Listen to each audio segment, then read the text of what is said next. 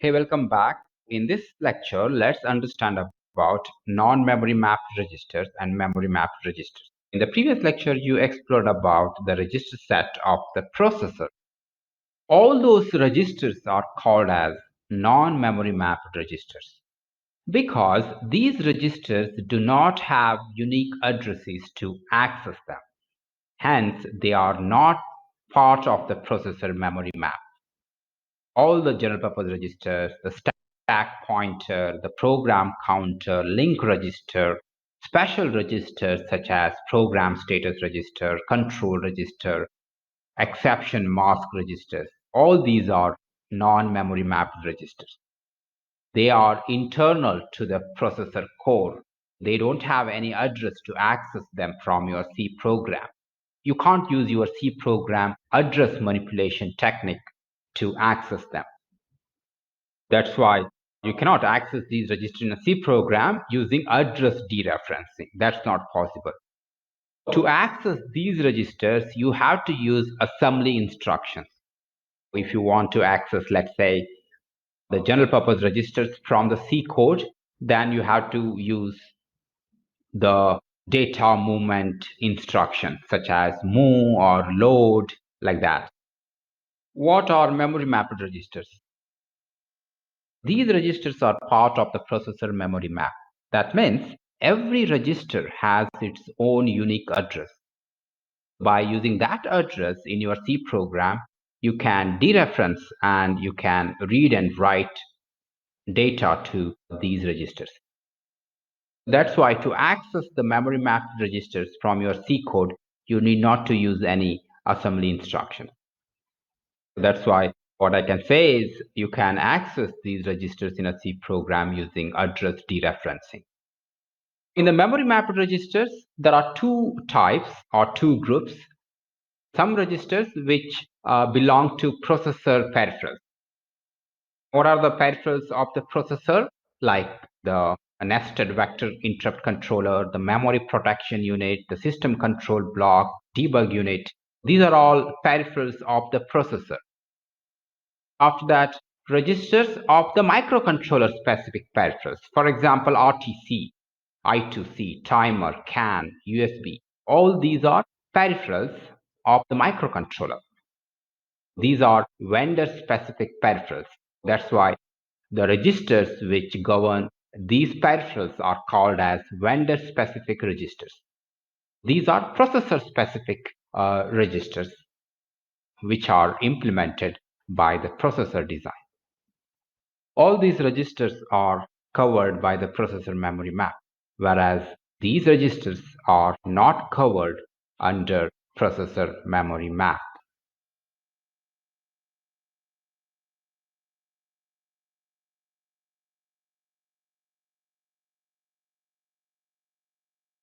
In this lecture, we are going to understand one important concept, that is writing inline assembly code. The inline assembly code is used to write pure assembly code inside a C program. Basically, we use inline assembly code in order to access the processor core registers such as general purpose registers or special registers or the stack pointers. If there is any way by which you can access those registers is using inline assembly code. To use inline assembly code, you have to follow the compiler's inline assembly syntax. That is very important because different compilers have different syntaxes. GCC has one kind of syntax, IAR compiler has one kind of syntax, and the syntax on ARM compiler may be different. Let's see an example. Let's say you have an instruction, move R, R1. This is an instruction. If you want to include this instruction inside a C program, then you have to use the syntax of the inline assembly, which is given by the ARM GCC. This is how we write it. First, the inline assembly statement should start with a keyword called __ASM. Or you can omit this __, and you can just write ASM, no problem. And after that, this is an optional type qualifier volatile. After that, you have to write your instruction inside a parenthesis and inside the double quotes. And you have to terminate the inline assembly statement with a semicolon. That's the syntax used by the ARM GCC compiler. Let's see one more example. Let's say here I have a couple of instructions. This is a load instruction, this is the add instruction, and this is a store instruction. Basically, what these instructions do is this is a memory read instruction, and this is a modify instruction where we add two numbers. And after that, this is a store instruction. Read, modify, store. If you want to include these instructions in a C function, let's say, then you have to write like this using inline assembly syntax of the GCC compiler. Instead of using 4 separate inline assembly statements, you can do it in one using a syntax something like this. You can finish it off in only one statement, but every instruction you have to cover in double quotes. That instruction should be terminated by /n and /t. Just observe that there is no comma. Just include every instruction inside the double quotes and terminate it by /n and /t. This syntax also valid. Or for simplicity, you can use this. First of all, let's see why would you use inline assembly code in a C program. Consider a situation where you want to move the content of a C variable data to ARM register R0. So how do you do this? You can't do this using pure C statements. You have to use inline assembly code. Just imagine a situation in which you want to move the content of the control register to the C variable control reg. How do you do this without using inline assembly code? That's not possible, isn't it? These are the occasions in which we have to use inline assembly code inside the C program. Let's explore the general format of the inline assembly statement of the ARM GCC compiler. This is a general format of an inline assembly statement. Remember that this format applies only to the ARM GCC compiler. This format may be different if you move to different compilers such as ARMCC or IIR. As I said, every inline assembly statement must start with a keyword ASM or __ ASM. And after that, this volatile attribute is used to instruct the compiler not to optimize the assembler code. Sometimes what happens is when you enable the optimization, then compiler may optimize the code what you have included here. If you don't want compiler to do any optimization on your inline assembly code, then use the volatile. After that, assembly mnemonics you have to mention here. So the example we saw in the previous slide, isn't it?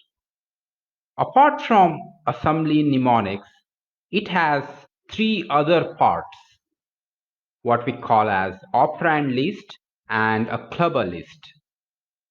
In the operand list, there are 2 types of operands, output operand and input operand. If you have any output operands, you have to mention that inside this block.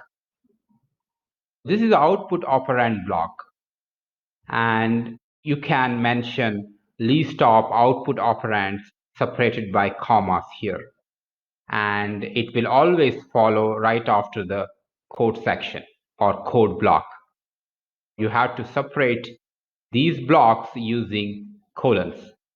These are important, colons. Input operand list follows output operand list. Here you can list a couple of input operands separated by commas. Clubber list follows input operand list. And the clever list is mainly used to tell the compiler about modifications done by the assembler code. In the upcoming lectures, we'll understand how to use all these sections. Let's say I have only code block. In the previous slide, we saw this instruction, move r, r1. This is an example of inline assembly code which has only code block. There is no output operand, input operand, or the clubber list. That's the reason you can write something like this. It doesn't have any operand list or the clubber list.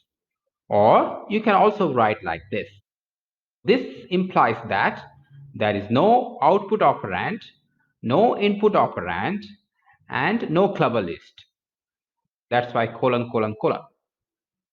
Both are same. Let's do an exercise to use these inline assembly statements in the C program. I'll see you in the next lecture.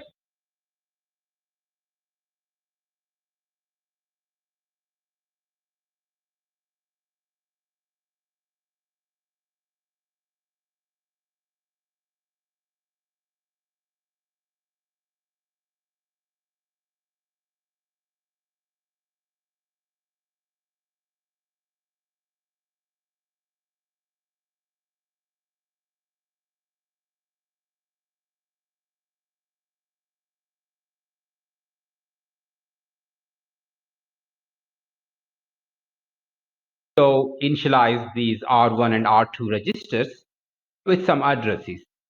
Let me use ASM, volatile. I would use load R1 with some immediate value. This is how you should use immediate value with load instruction is equal to the immediate value should be preceded with hash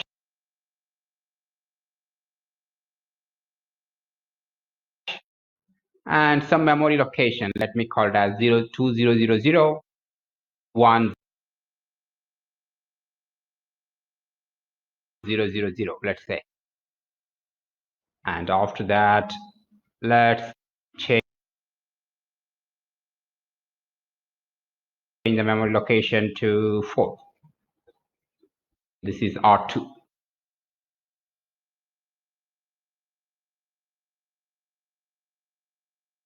Let's keep some value in this location and let's add them. Fine.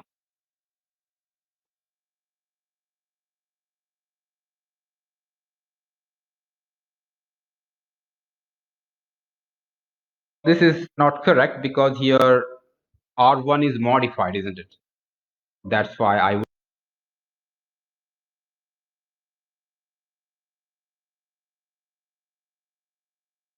select here R2 because R2 is not modified.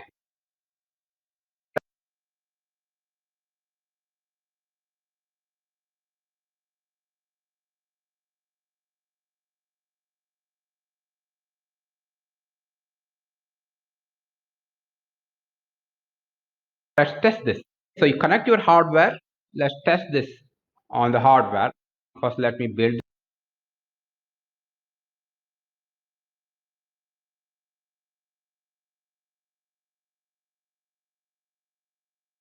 this project.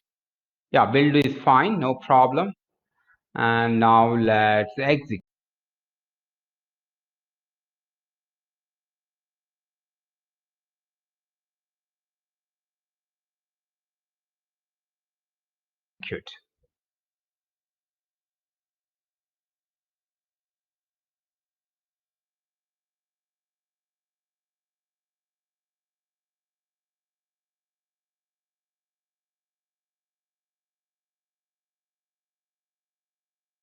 In the disassembly, you can see these instructions.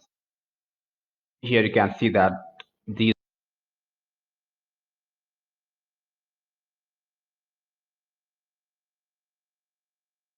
are the instructions added by the compiler. Open the register.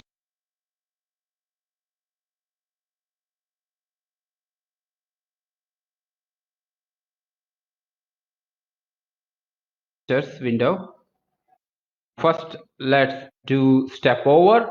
R1 is loaded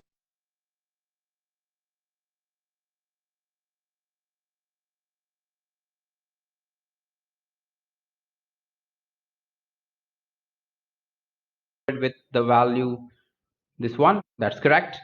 And after that, R2, that's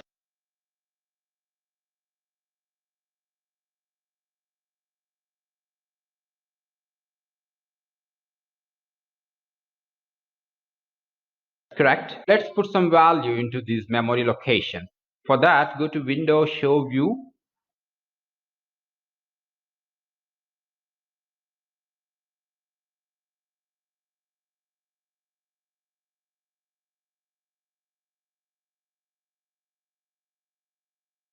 Memory. And click this plus symbol here. Add this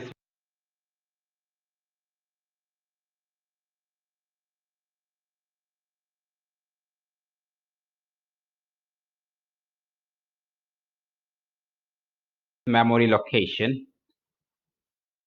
Here what you do is go to this memory location and select the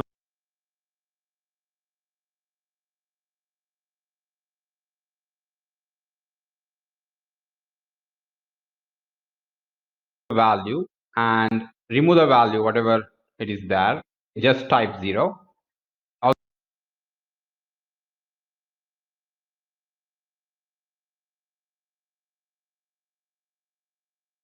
Also go to this location, remove this value and put 0. For you,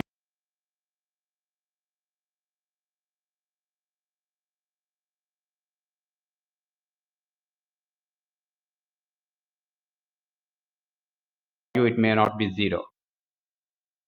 Right click here, go to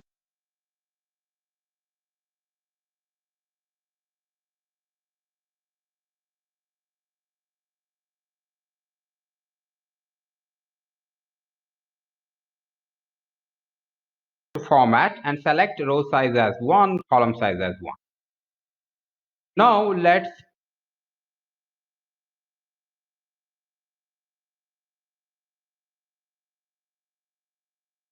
put some value in this memory location, a 1 byte value.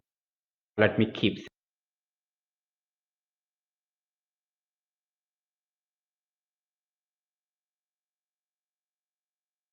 6. Go to this memory location, which is right here, and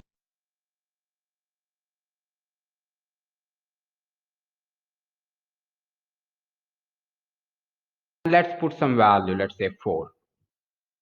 Let's do step over.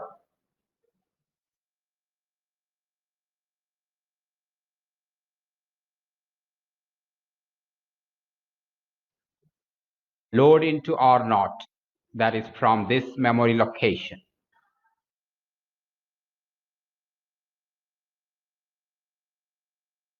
Let's try. Yes, you can see that R0 is 6. Sorry, R1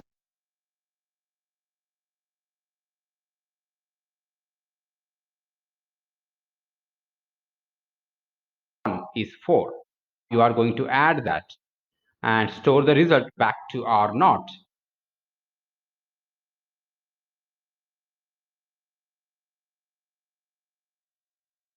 R0 is A. That's correct. 6 plus 4, 10. That means A.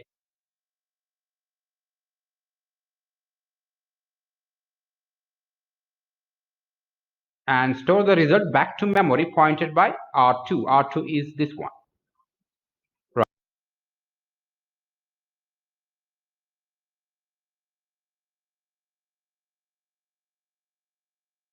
Right, this one. So now let's hit step over and you can see that the result is stored back. You did all these activities using the inline assembly statements in a C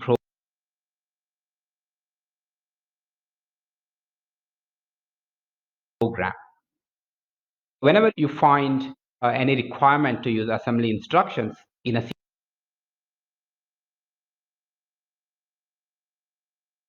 program, then you can make use of this syntax.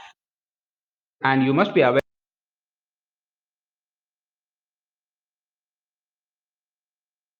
of what instruction you are using. That means you must study that instruction. What is the source? What is the destination? How that operates? That is out of the scope of this course. You should refer to the instruction set document in order to understand more about instructions. So as and when I find any instruction, definitely I will explain, but this is not a dedicated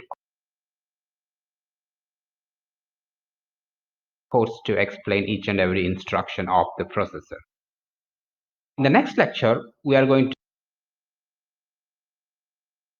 to learn one more interesting thing, that is how to use input and output operands with this code. Here, if you see this statements, there is just code or instruction. There is no operands. Operand means there is no C operands or C variables. In the next lecture, let's learn how to mix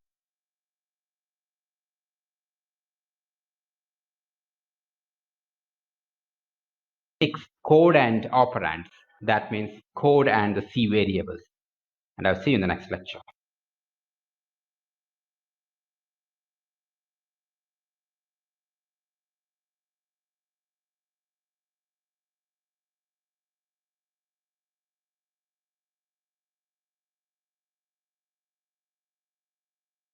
In this lecture, let's understand input-output operands and constraint string.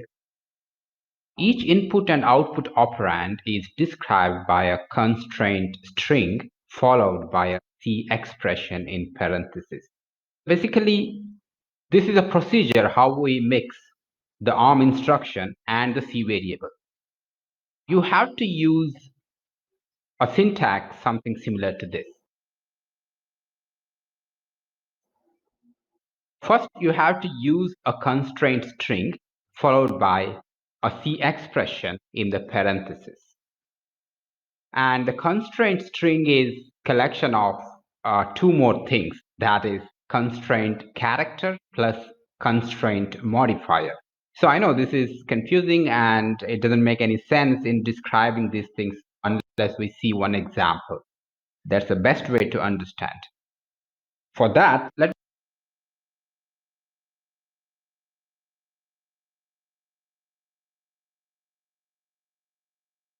me explain this through an example. Let's say your objective is to move the content of a C variable val to an ARM register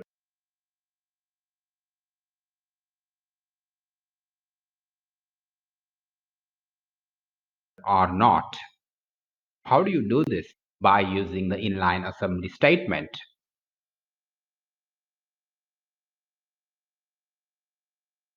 Here you should first identify what exactly you are going to do, and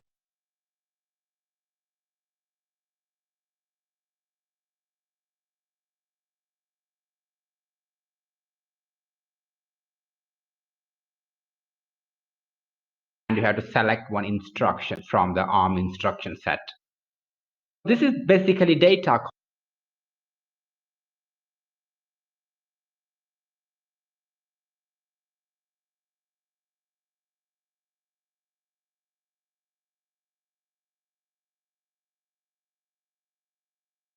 copy.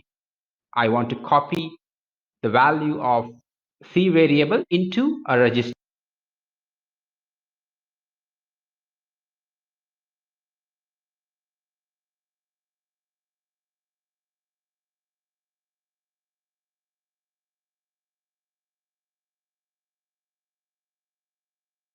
or not. So a data copy, I can use the instruction move or load maybe.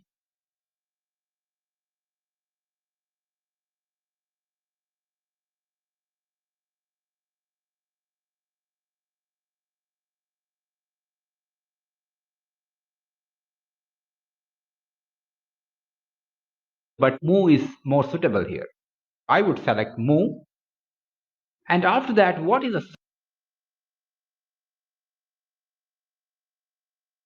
source? Source is a C variable val that we can call it as a source. Once you fix the instruction, now you have to understand the operands of that instruction. Let's understand the mu instruction that you can find in general data processing instructions.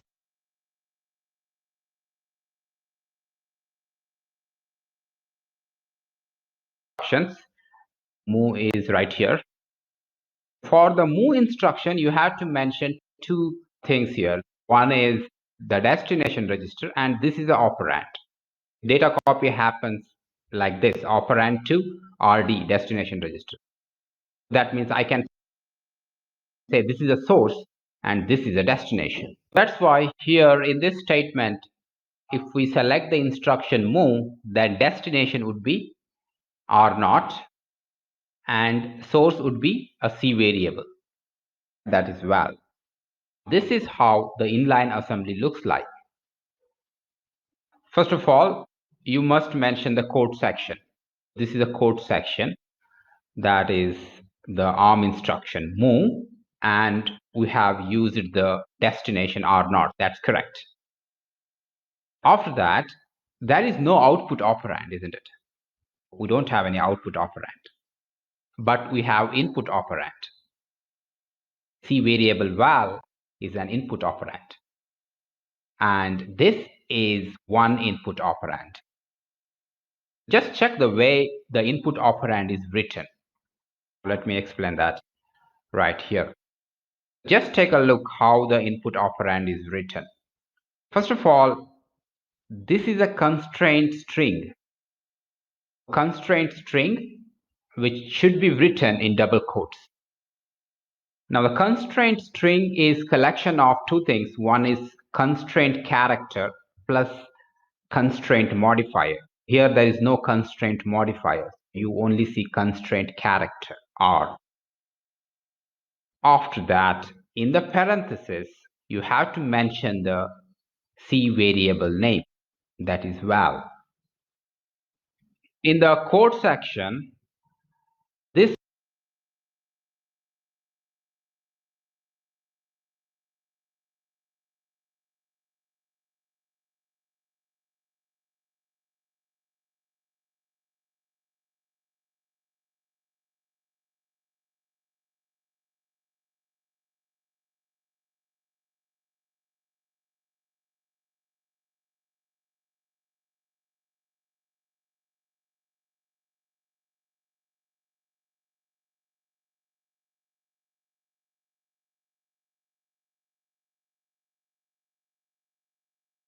refers to the first operand.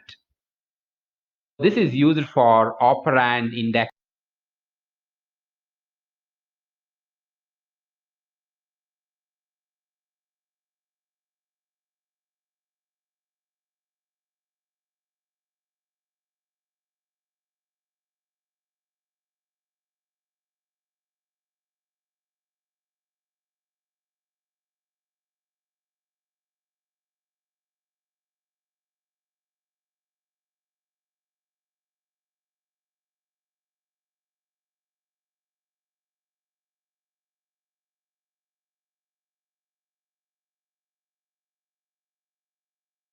indexing.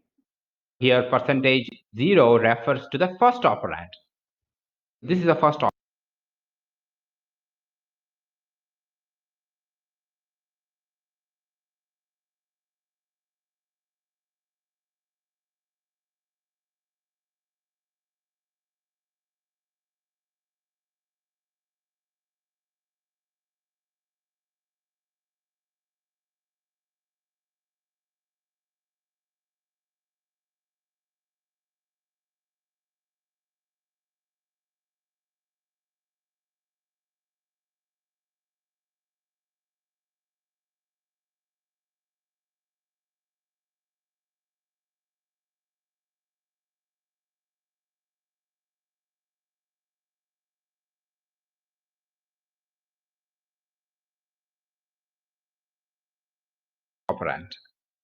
If you use %1, then that refers to the next operand.